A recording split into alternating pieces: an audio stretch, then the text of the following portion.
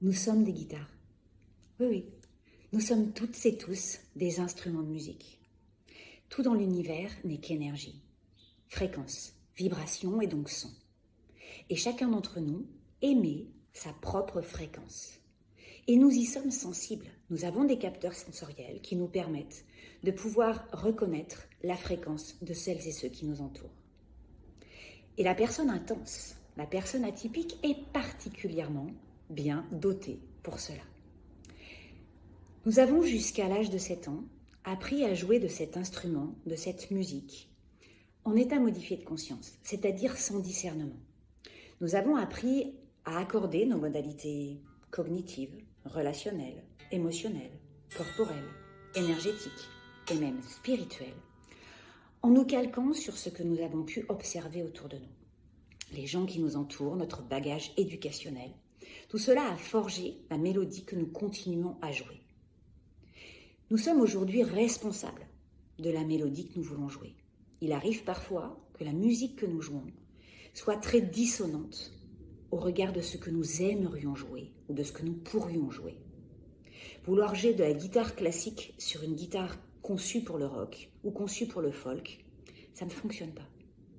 Reconnaître qui vous êtes, quel type d'instrument vous êtes pour pouvoir jouer la musique qui correspond à ce que vous êtes intrinsèquement, librement.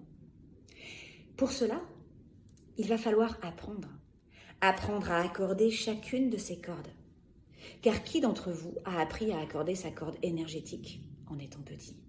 Qui d'entre vous a eu l'occasion, la chance qu'on puisse lui apprendre à accorder sa corde émotionnelle? Donc nous avons fait des choix. Les personnes intelligentes ont tendance à survaloriser la corde mentale, pensant qu'elles peuvent jouer toutes les mélodies avec une seule corde. Essayer de jouer un solo avec une seule corde. Non seulement c'est impossible, c'est moche, mais c'est épuisant. D'autres ont pu faire le choix de désaccorder la corde émotionnelle car elle était trop dissonante. Ou d'autres ont pu faire le choix d'arracher la corde relationnelle parce qu'elle était désagréable. La personne intense est une personne qui non seulement joue de la musique, mais elle joue très fort. Et quand elle joue faux pour elle-même et elle joue faux pour tous ceux qui l'entourent.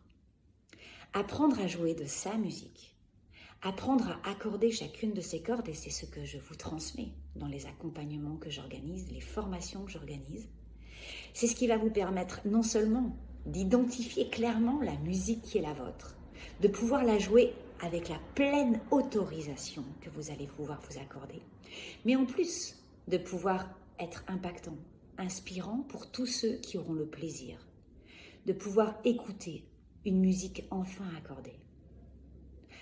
Permettre à ceux que l'on aime de jouer juste parce que soi-même, on joue juste. Voilà un cadeau merveilleux que l'on peut se faire et que l'on peut faire à ceux que l'on aime. À très vite.